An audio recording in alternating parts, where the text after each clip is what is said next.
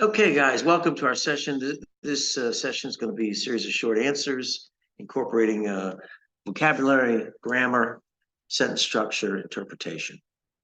Let us begin. Question one, the fashion resale market in which consumers purchase secondhand clothing from stores and online sellers generated nearly 30 billion globally in 2019. Expecting to see continued growth, some analysts blank that revenues will more than double by 2028. So let's look at our choices here and see which is the best choice. Analysts produced that revenues will more than double. Analysts denied that revenues will more than double. Analysts worried that revenues would more than double. Analysts predicted that revenues will more than double.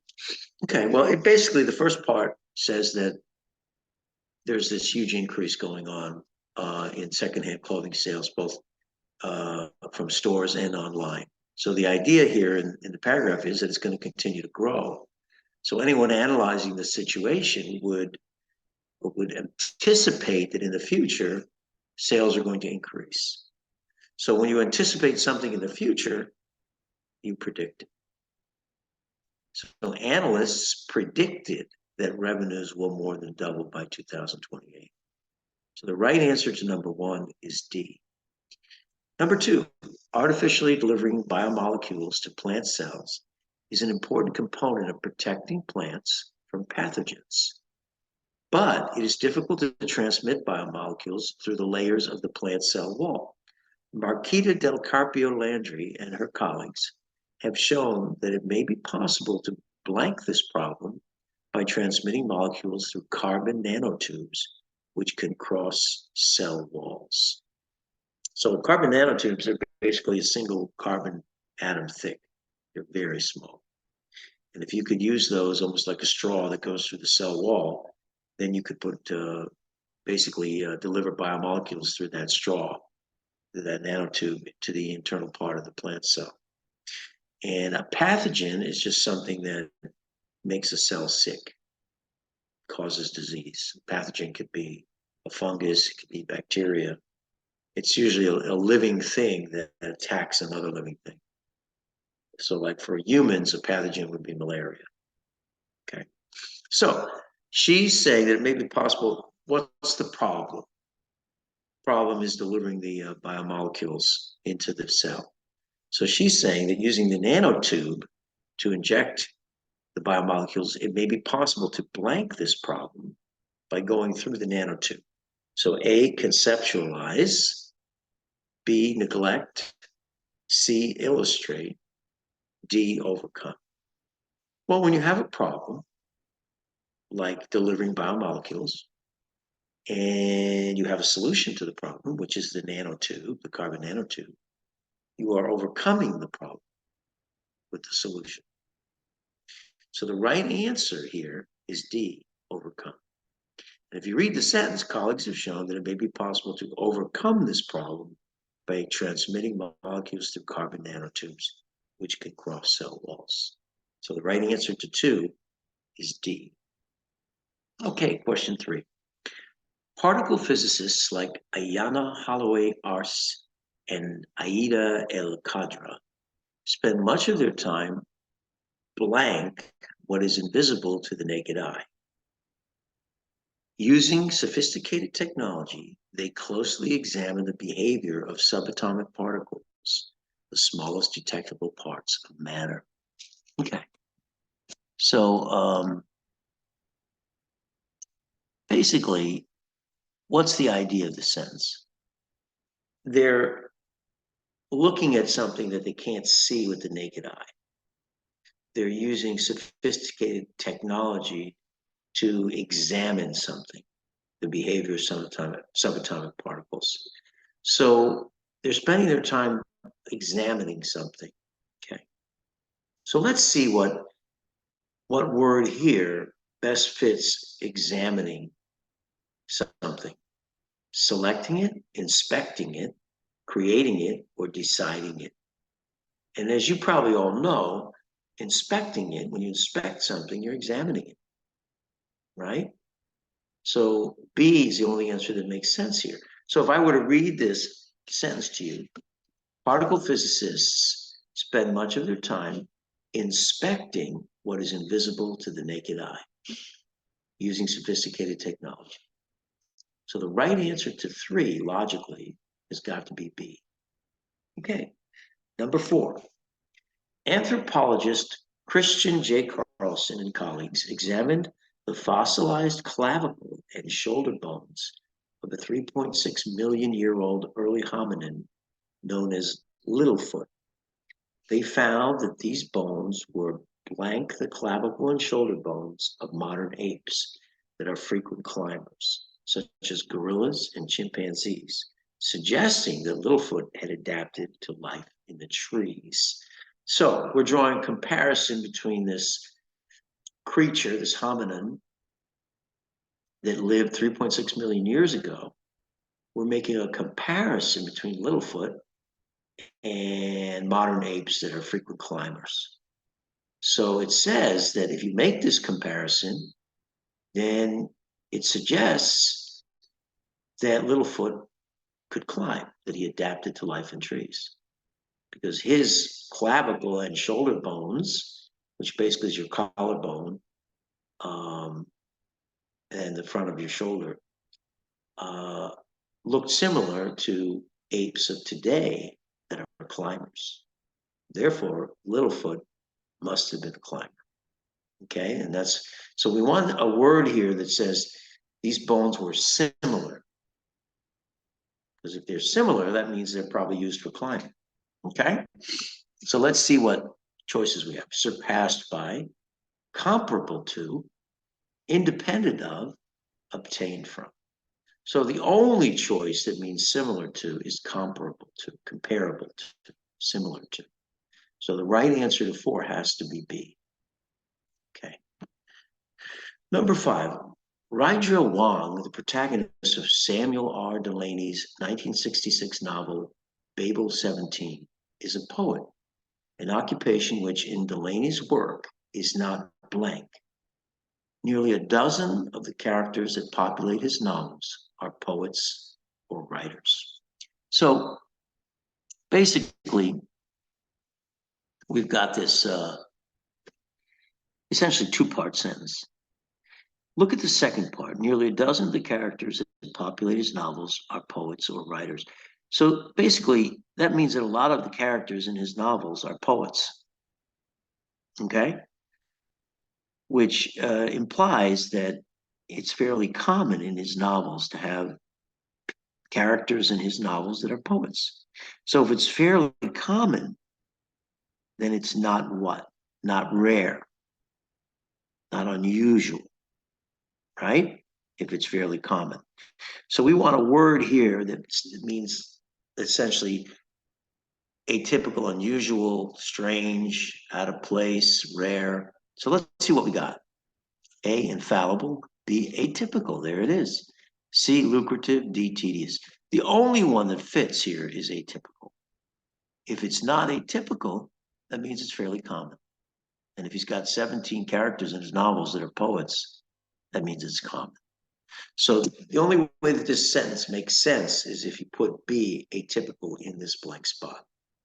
And then it would read, Raijia Wang, the protagonist of Samuel Delany's 1966 novel, Babel 17, is a poet, an occupation which in Delany's work is not atypical.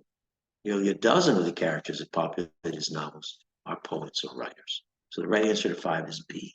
6, for a 2020 exhibition, photographer and neurobiologist Okolona Jayafus blanked a series of new images based on a series of alphabet posters from the 1970s known as the Black ABCs, which featured Black children from Chicago, period. Jayafus photographed the now adult models and layered the photos over magnified images of the models' cells, resulting in what he called micro and macro portraiture. So there were some children that were photographed back in the 70s. Now they're adults. So Mr. Jayafus took pictures of these adults, I guess of their faces, maybe their head and shoulders, maybe their whole body. And then he took photomicrographs, basically microscopic photos of their cells, individual cells in their body, maybe their skin cells. And then he layered the cell pictures on top of the pictures of their faces. So the faces were the macro and the cells were the micro. And he called it micro and macro. Interesting idea. I don't really know how artistic it is, but it's an interesting idea. So he basically made a series of new images. When you make something new, you're not just copying, you're generating something fresh, something novel.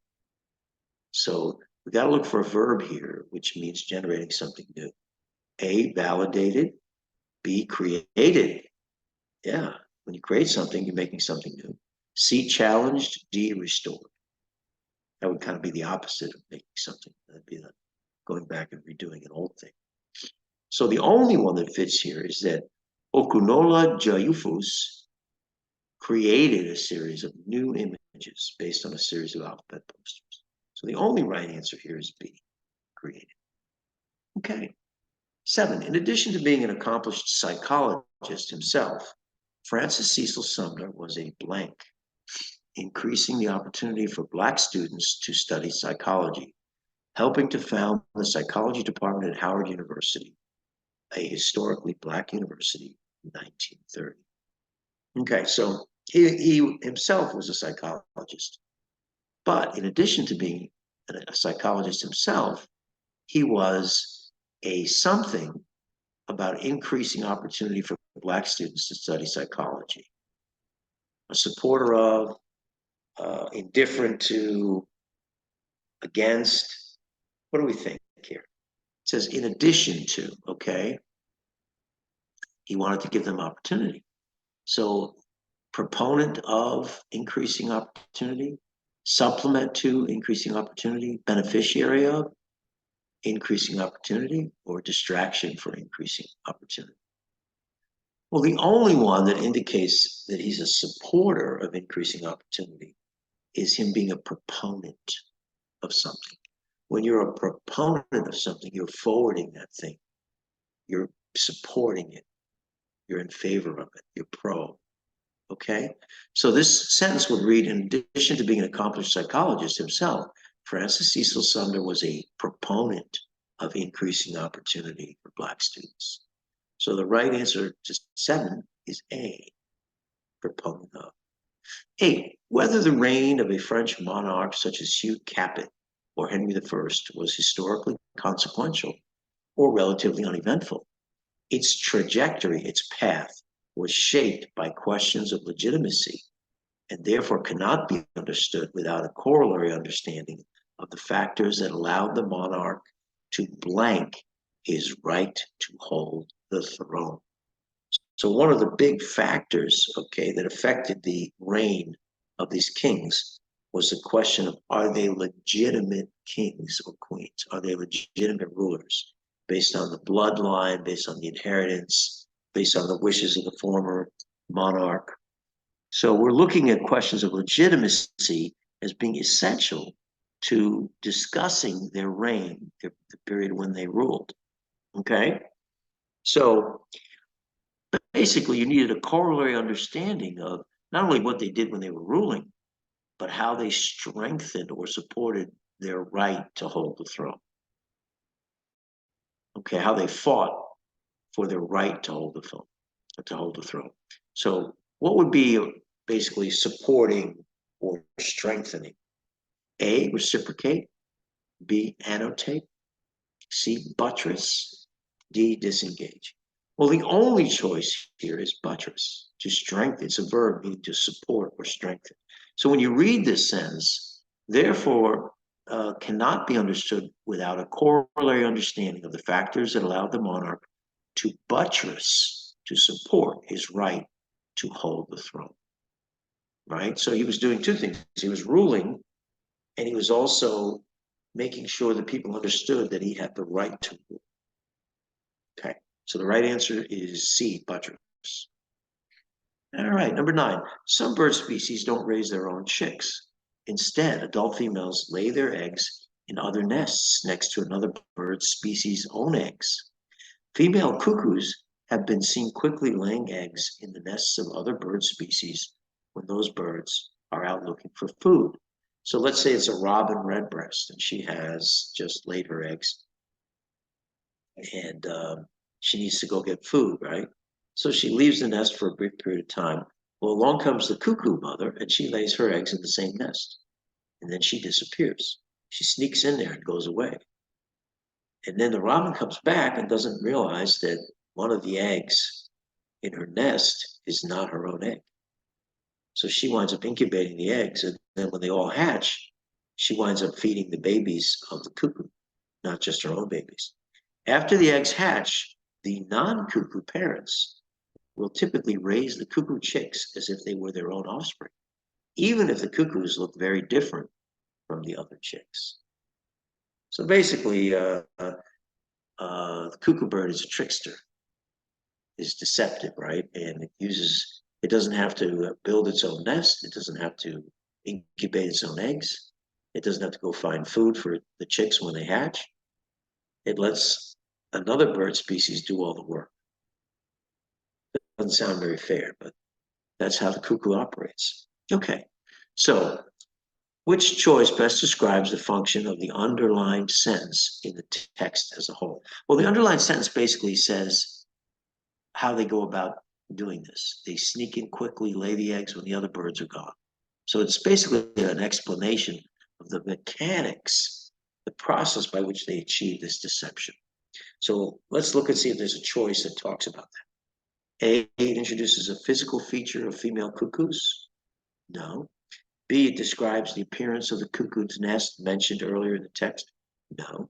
C, it offers a detail about how female cuckoos carry out the behavior discussed in the text. There it is. How they carry it out, how they accomplish it, the mechanics of doing it. So C is a good answer. It explains how other birds react to female cuckoo behavior. No, it doesn't. Okay, so that sentence right there is specifically offering a detail about how female cuckoos carry out this deception, this behavior that's discussed earlier in the text and later in the text. So the right answer to 9 has got to be C. Okay, 10. Cats can judge unseen people's positions in space by the sound of their voices, thus react with surprise when the same person calls to them from 2 different locations in a short span of time, which people would do too. I mean, if you're sitting in the living room and your mother calls you from the kitchen, and then you hear her call you from the bedroom right after that, it would be very confusing. Like, whoa, what's going on? Well, the cat feels the same way. Sahu Tagagi and colleagues reached this conclusion by measuring cats' levels of surprise based on their ear and head movements. Now watch that, based on their ear and head movements, because a cat can't speak. So how do you determine that they're surprised? Well, you watch them. If they turn their head suddenly and their ears go up, that means maybe that they're surprised, okay? While the cats heard recordings of their owners' voices from 2 speakers spaced far apart.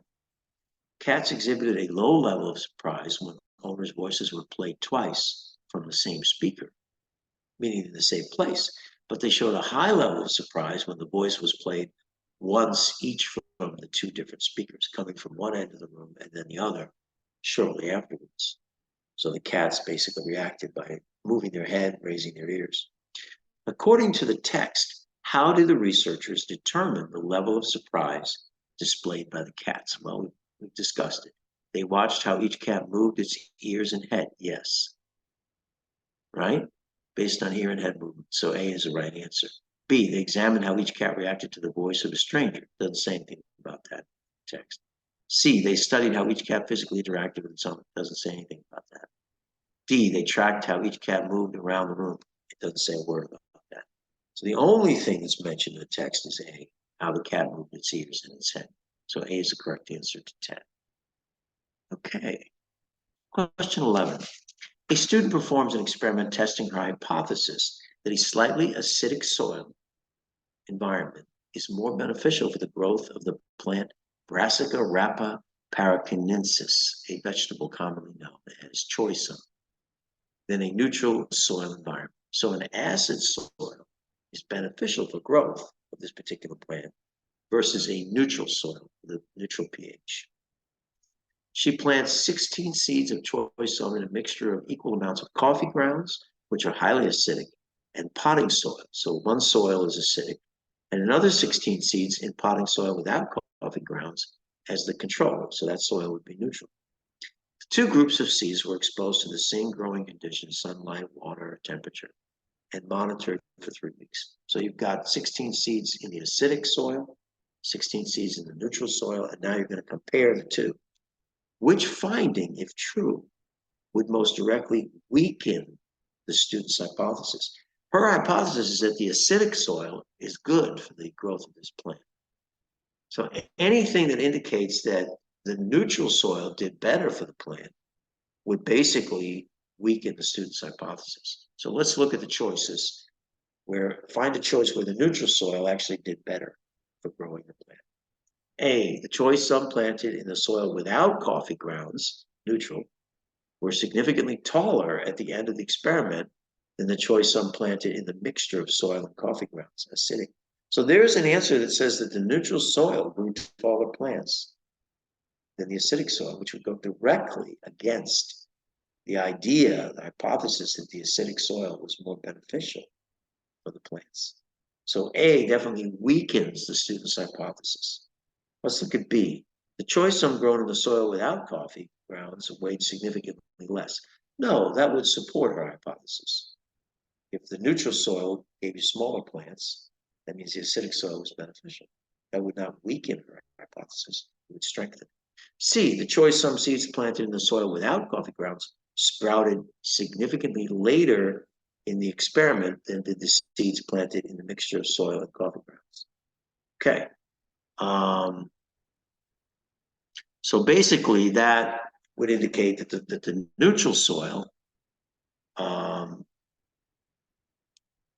was not, it did not germinate the plants as quickly. So potentially that could be, basically shows that the acidic soil is beneficial. Again, supportive of her theory, not weakening. D, significantly fewer of the choy-sum seeds planted in the soil without coffee grounds sprouted. So a failure to germinate in the neutral soil versus the acidic soil, again, supporting her hypothesis that acidic soil is good. So B, C, and D are all strengthening her hypothesis. A is the only one that weakens her hypothesis. So the right answer to this question has got to be A. 11 is A. Okay, 12. The Young Girl is a 1920 short story by Katherine Mansfield. In the story, the narrator takes an unnamed 17-year-old girl and her younger brother out for a meal. In describing the teenager, Mansfield frequently contrasts the character's pleasant appearance with her unpleasant attitude, as when Mansfield writes of the teenager. Okay, so we need a quote here that contrasts her pleasant appearance, something about her appearance that's pleasant or that's, attractive, versus her unpleasant attitude, something about her, the way she's responding that's not pleasant. We want this to be contrasting. So let's see which of the quotes creates this contrast between physical appearance being pleasant and attitude being unpleasant. A, I heard her murmur, I can't bear flowers on a table. They had evidently been giving her intense pain, for she positively closed her eyes as I moved them away. So that's very neutral, right? That's not a contrast. It shows you that she didn't like the flowers, but it doesn't really say anything about her appearance. It just says that she closed her eyes. B, while we waited, she took out a little gold powder box with a mirror in the lid, shook the poor little puff as though she loathed it. That's showing her attitude. She's acting like she hates it. And dabbed her lovely nose. So there's a contrast. She apparently has a beautiful nose. So that's a very pleasant appearance, a lovely nose. But She had a bad attitude because she shook the pump as though she loathed it.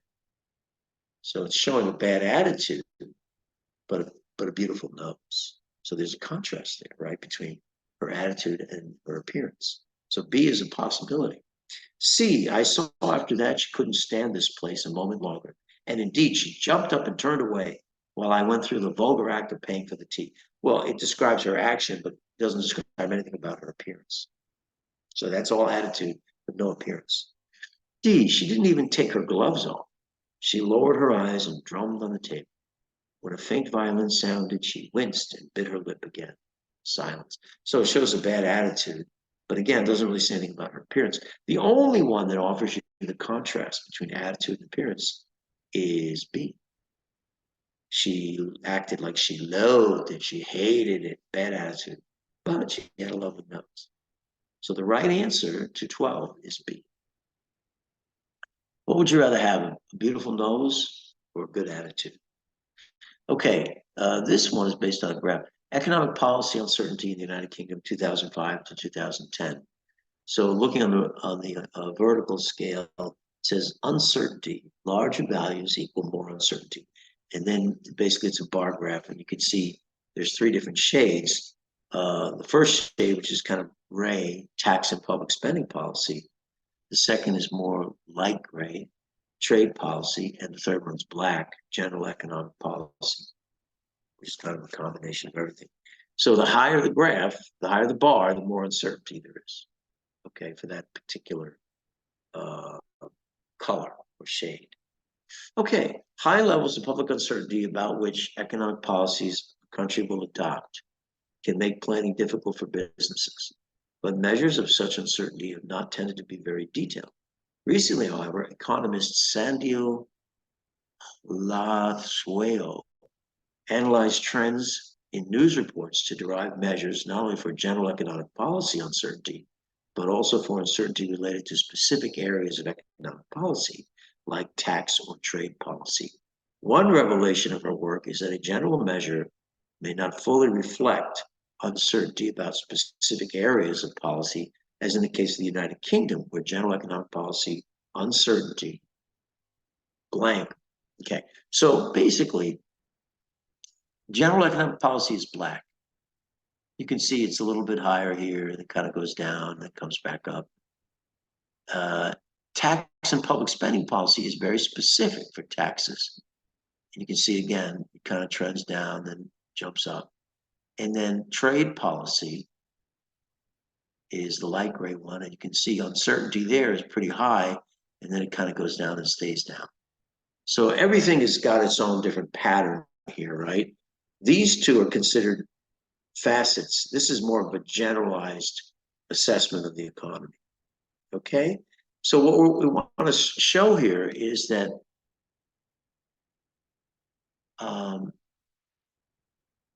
general measures, meaning the black bars, may not fully reflect uncertainty about specific areas of policy.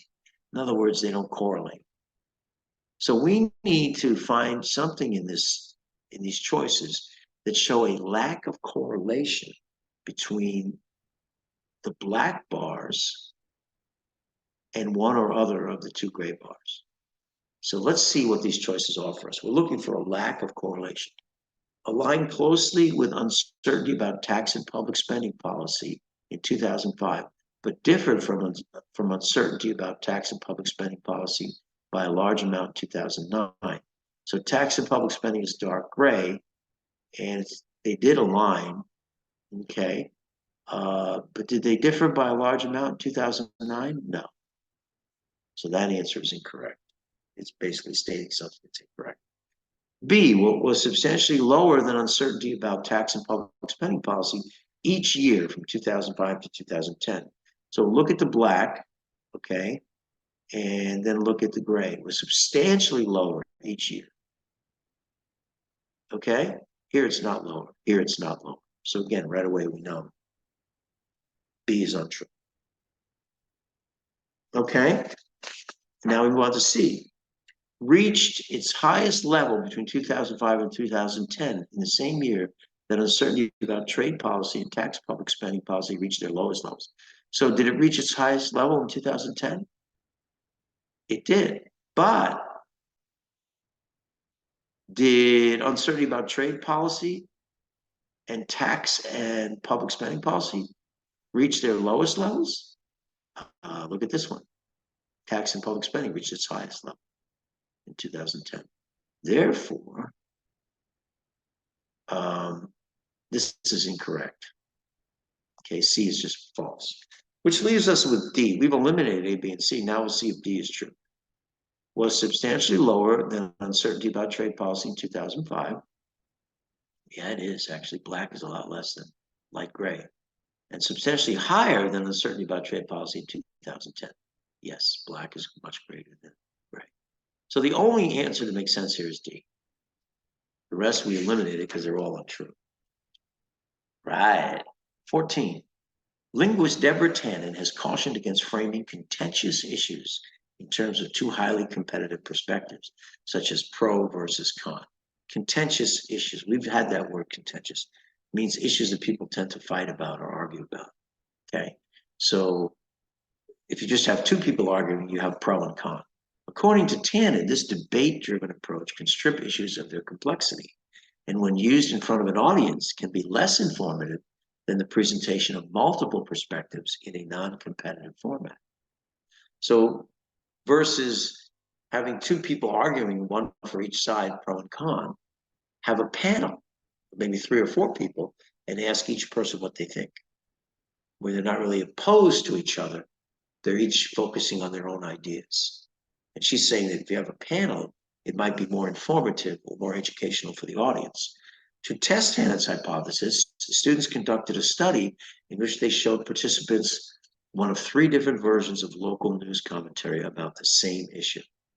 Each version featured a debate between 2 commentators with opposing views, a panel of 3 commentators with various views, or a single commentator. So I want you to think of this. Whatever the topic was, they showed the participants, single person talking about the topic, 2 people arguing against each other about the topic, and a panel of 3 people each commenting in their own way about the topic. Which finding from the student's study, if true, would most strongly support Tannen's hypothesis? So what we would expect from her hypothesis is that the panel of 3 would be more informative to the audience. They would learn more than having the debate between 2 people or the single commentator. So let's see which choice indicates that. A, on average, participants perceived commentators in the debate as more knowledgeable about the issue than commentators in the panel. That doesn't really address whether they learned anything. On average, participants perceived commentators in the panel as more knowledgeable about the issues than the single commentator. Again, it doesn't really address whether they learned anything, right? On average, participants who watched the panel correctly answered more questions about the issue than those who watched the debate or the single commentator did. There you go. Well, if they answered more questions correctly watching the panel, that means they learned more from the panel. So C is a good answer. D, on average, participants who watched the single commentator correctly answered more questions. No, that would go against her theory, which is pro-panel. She thinks the panel is the best way for the audience to learn. So the right answer to this question has to be C. So 14 is C. 15, King Lear is a circa 1606 play by William Shakespeare. In the play, the character of King Lear attempts to test his 3 daughters' devotion to him. He doesn't really trust them. He later expresses regret for his actions, as is evident when he says of himself, says during a growing storm, says to himself, says of himself. So he's going to, basically, we need a quotation here. And the quotation has to reflect regret for his actions. Something that he did that he wishes he could undo, but he can't. Something he's sorry about. Something that he thinks was stupid. So let's see which quote best fits this. I'll read all 4 of them. Says of himself, I am a man more sinned against than sinning.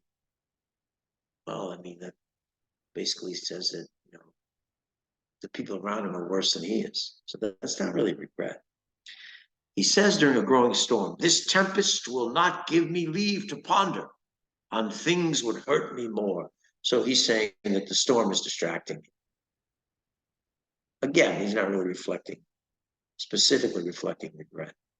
C, he says to himself while striking his head, he's banging on his own head, beat at this gate that let thy folly in and thy dear judgment out. So he's saying that his skull let something into his brain that was a big mistake, folly, bad judgment, bad choice, and let good judgment escape from his brain. So if bad judgment got in and good judgment went out, that means he clearly regrets the judgment that he made. So that does reflect regret about what he did with his daughters. And then D says of himself, I will do such things. What they are yet, I know not. But they shall be the terrors of the earth. So there he's basically threatening. It has nothing to do with regret.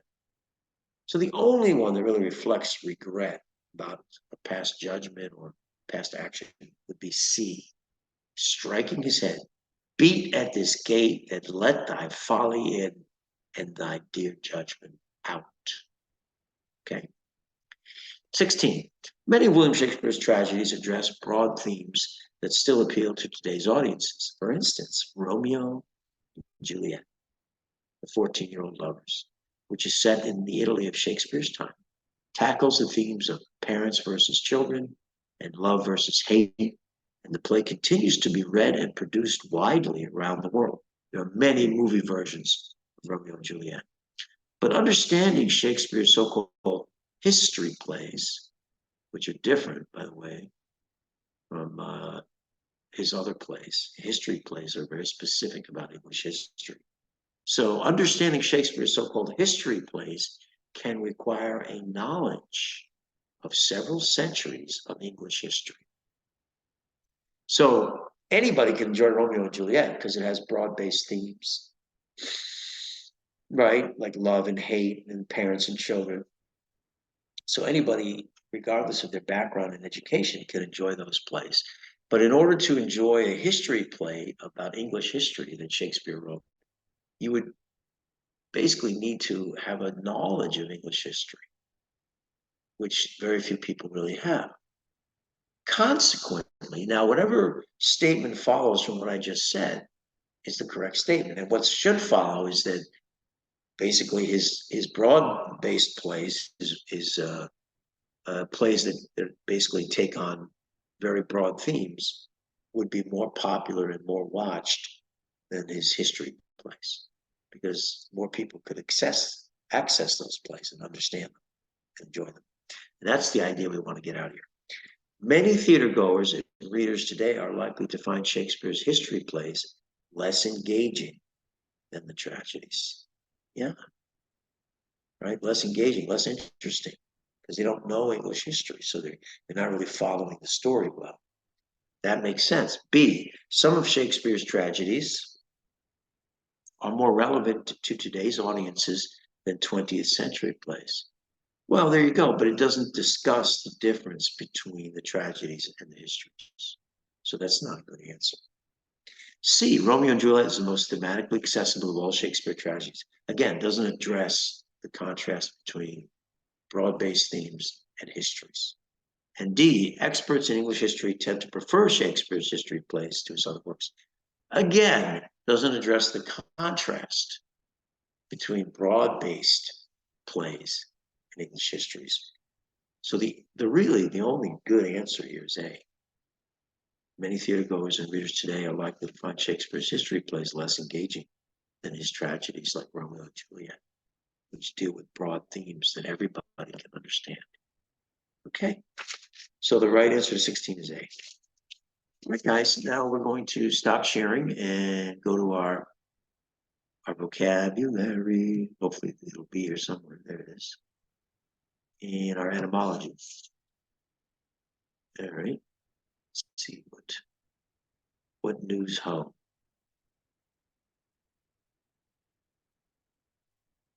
There we go. Okay. So our first word on our list today is clavicle. What is a clavicle? Anybody? Collarbone. Yeah, it's the collarbone. It is a bone. I want you guys to put your hand on your throat, okay? And then run it down your throat to the little notch that you feel, the bony notch. Okay, and actually, let me just show you on my body. Where am I? How do I show myself? There I am. So basically, so here, so I got my hand out, finger on my throat. I go down to this bony notch, right? Now, I feel a little prominence right there. That is the head of the clavicle where it joins the sternum. Now, run your finger all the way along that bone. That's a long bone that ends where your shoulder is, where your scapula is. That's the collarbone right there, or what we call the clavicle. And people can fracture their clavicle if they fall off their bicycle, okay? Or they get trauma to their upper chest, this bone will fracture, also known as the collarbone. Okay, good. Next one, corollary. What's a corollary? A result, a natural consequence. Yeah, it's a basically it's an accessory that follows from something that you've already proven. So a theory would be crime doesn't pay. We know that, right? That would be a corollary of if you commit a crime, you'll be punished. Well, the corollary of that is crime doesn't pay. Okay, so it's related. It's an add-on that follows from something that you've already proven, something that you already know. Okay. The other thing is you can use it as a direct to mean a direct result of flooding of the main streets was a corollary of the heavy rains, a direct result of the heavy rains. So the word has kind of two different meanings, really. One is kind of an accessory theory or idea. The other one is a direct result of something. Okay. Annotate. What does it mean to annotate? To add notes, giving explanations. Yeah, it's very simple. Like if you're reading a text and you like a particular line, you put an asterisk and then you do an explanatory note next to it. You're annotating the book. You're adding notes to it. So it's very, very straightforward there. Giving an explanation, giving a comment, emphasizing something. Okay. Now, buttress can be a noun or a verb. So we always know about the Gothic cathedrals and how the arches of the cathedrals need to be supported from the outside or they would collapse. And in order to do that, architects in the days of Gothic architecture had to put what we call buttresses on the outside walls of the cathedral to stop the arches from collapsing. So buttresses were supports, and they called them flying buttresses because they stuck out from the wall of the church. So a buttress is a thing, but it's also a verb. What does the verb mean? To buttress something. To strengthen or support. Yeah, to strengthen or support it, to justify it, to defend it, to strengthen. He buttressed his argument by showing the evidence. Okay, supported it. Okay, vulgar. What does it mean to be vulgar? To lack sophistication. Yeah, you lack sophistication, you lack good taste, you lack manners, you're coarse, you're crude. You have, I don't know, you pick up your soup bowl and you drink it like it's a cup. You eat with your hands, kind of vulgar table manners. You use bad language in polite company. You pick your nose in public. You know, it's gross stuff. And of course, the word vulgar in Latin just meant of the common people. It didn't have such a negative connotation as it has today, where if somebody is vulgar, they really they make you sick, or you want to keep away from them, where you're very disapproving. Back in ancient Rome, just when they said something was vulgar, like vulgar Latin was commonly spoken Latin, as opposed to literary Latin, which is the way they wrote, poets and authors would write literary Latin, but the people would speak vulgar Latin, which just meant common Latin. It wasn't a negative thing. And of course, most of the Romance languages in Europe, like Spanish, French, Portuguese, Italian, they all came out of vulgar Latin, not out of literary Latin. So understand the difference there, that vulgar changed in its meaning, became very, very negative, and it didn't just mean to refer to the common people or the general people. Okay, tempest. What's a tempest? Anybody? A storm? I'm down here in Florida. I'm waiting for the big hurricane. What's her name? Adalia? Adalia. I'm sitting here in just south of Jacksonville waiting for the big hurricane, the tempest, to come and get me. It's a violent, windy storm. Shakespeare wrote a play, The Tempest, about a storm that shipwrecks a bunch of people on an island and all this crazy stuff that happens with them once they get shipwrecked. Great play. You should read it. It's called The Tempest. Basically, the tempest is a violent, windy storm. And we're going to talk about that word because it's an interesting word. Diaphanous. What is it? This is a great word. What does it mean when something's diaphanous? Anybody? Diaphanous.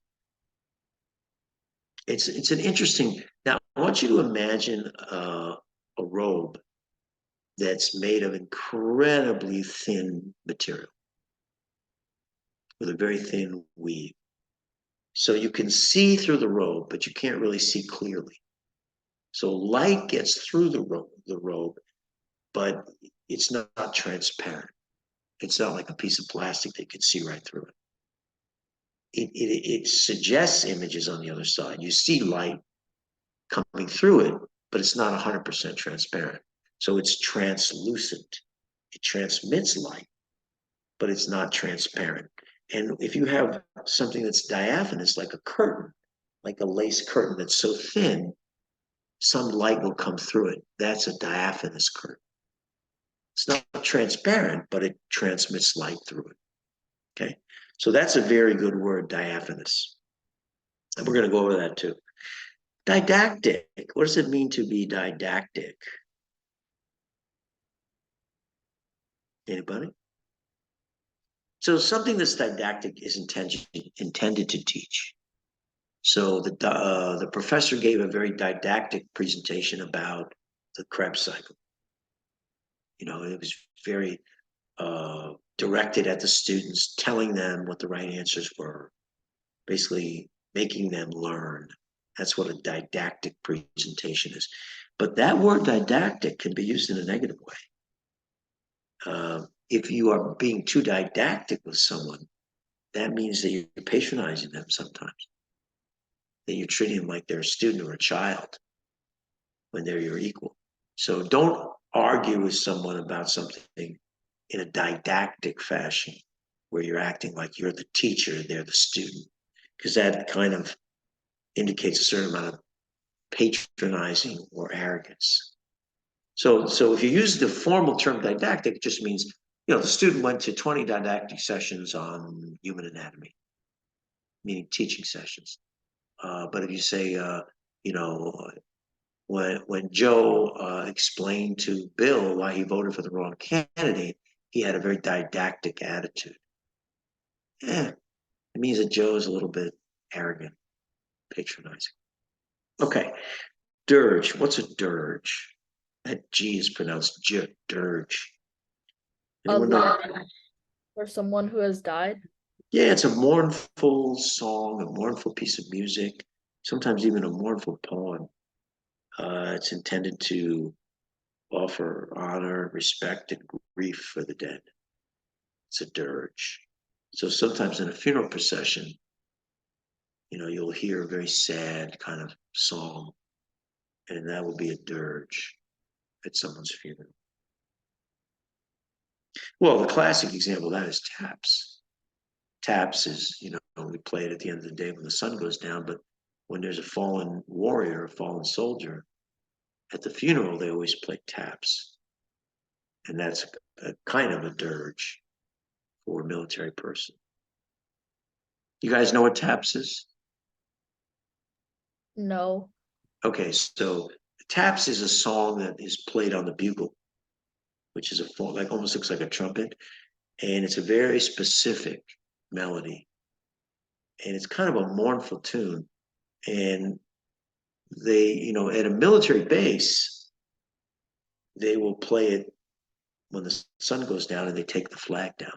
So it's part of the ceremony of bringing the flag down at the end of the day, because you're never supposed to fly the American flag at night unless you're engaged in battle.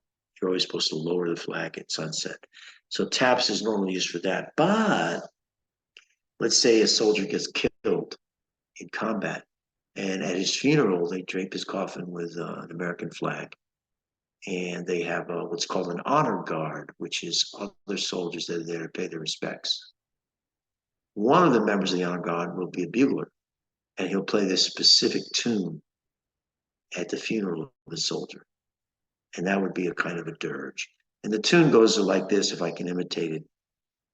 Dun, da, da, dun, da, da, dun, da, da, dun, da, da, dun, da, da, dun, da, da, dun, da, da, dun, da, da. So that's taps. And you'll hear that when they bury a soldier. Okay. Discomfit. What does it mean to discomfit someone? Make them uncomfortable. Yeah, make them feel uneasy or embarrassed. Alice discomfited her friend Jane by commenting on her poorly coordinated shoes that didn't match her outfit. Made her feel bad, made her embarrassed, self-conscious. Don't discomfit people. Always make them feel welcome, make them feel comfortable. You know what I mean? Don't make people feel out of place or uneasy. Okay, excellent. Now, the two words I wanted to talk to you about were tempest, because it's so interesting. Tempest is from Latin, but it originally came from tempus, the Latin word for time. Tempus. Tempus was the Latin word for time. So how did the Latin word for time evolve into a word that means stormy weather? Well, what happened was very gradually through the Middle Ages, people started using this word for time as a word for weather. What's the tempest? What's the weather? And so it evolved. For some reason, people equated time with the weather. Rainy season, sunny season, winter, summer, change of seasons. Maybe that's why they did it. But eventually it came to mean, this TEMP root came to mean weather. What's the temperature? Right? We hear it all the time. So guess what? Tempest was kind of an offshoot of this idea of temp as weather. A tempest was a lot of weather, too much weather, too much commotion. So it went from being time to weather to tempest, which was really bad weather or stormy weather, too much weather. Very interesting evolution of a word. It really changed meaning over two millennia, over 2,000 years. Now, where else do you see the word tempest or the root TEMP? Can you think of any modern English words that would start with TEMP? Temper. Yes. Stormy, right? You have a big temper. Oh, he has such a temper. Again, it implies this idea of a storm, a lot of commotion, a lot of noise. Temper is a great example. Another one is tempestuous. When someone is tempestuous, that means that they fly off the handle very easily. Any little thing can make them go crazy and make them lose their temper. So they're tempestuous. They have strong emotions without any warning. Again, the root is temp, which comes from time, but yet has come to mean this stormy thing. Another one is Latin, which I wanted to say. Who knows what tempus fugit means? Tempus fugit, tempus fugit. And I'll spell that. It's Tempus, new word, fugit, Fugit. Tempus fugit. It's an old Latin saying that means time flies. Tempus fugit, time passes very quickly. Tempus fugit. And of course, the word temporal, which means something that lasts for a certain period of time, but is not forever, is not immortal. Our lives on this earth are temporal. They exist for a period of time and then they're gone. Okay? There's an old saying that came actually from many, many years ago called a tempest in a teapot. Has anyone heard this expression? A tempest in a teapot. Okay, so basically it was used by the British Prime Minister back in 1815. It means a lot of fuss about nothing. It's just a tempest in a teapot, like a storm inside your little cup. It's not that important. That's an idiomatic expression using the word tempest. Okay, so the next word I want to look at is the word diaphanous. Now, this is from the Greek, and I want you to break it here, dia, which means through or between. Dia. And phanes comes from the Greek phanein, which means to bring light or to cause to appear. So to cause light to come through, right? Light coming through something, translucent, diaphanous. So it makes sense from the Greek roots. Dia, through, and phanein, which means to let light, let something come to light, to appear. Okay. Now, dia is used in many modern English terms. Can you give me a modern English term that uses dia as a prefix? Any English word, dia, what? How about diameter? It goes through the circle, through the middle of the circle. Diameter, okay? Measuring through. How about the diaphragm? The muscle between your chest and your abdomen, right? Diaphragm, so it's between two things. How about dyad? A dyad is two people. And social scientists, psychologists often talk about a married couple as a dyad, or a mother-child as a dyad. What's the relationship between them? Okay. Now, what about this phanein part? What words do you know where you can think of a PHAN in modern English? Can you think of a word that starts with PHAN? Anybody? How about phantom? Phantom, like a ghost. It'll appear, right? It's allowed to appear, even though it may not be real. Kind of almost feels like, a ghost that has like a white sheet over it, right? That's translucent. You can kind of see, but you can't really see. It's kind of appearing. So phantom. Or how about the word epiphany? He had an epiphany, a realization, something around which light showed itself. Epi is around and phanein is to show light. So an epiphany is a sudden realization. Oh, I saw the light. The light bulb came on. I understood finally what it all meant. I had an epiphany. So the PHAN you will find in many modern words. Another one is sycophant. And syco in Greek, S-Y-C-O, means fig. And of course, phanein is to show something, make it appear. So the literal meaning of a sycophant is to show the fig. Fig being like a fruit, right? To show the fig. But a sycophant, that word has evolved into somebody that flatters, subjugates themselves to, absolutely obeys another person in order to get favors from that person. A person usually in power. So a sycophant will do everything they can to please somebody in power so that that person will do favors for them.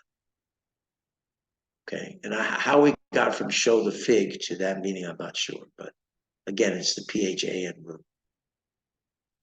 Okay, guys. Well, we're all set. So we'll meet again next week. Thank you for your attention. Try to commit these words to memory and use them in a sentence if you can. And we're going to stop right here. Have a good week, everyone. Thank you. Thanks for coming. Bye, everyone.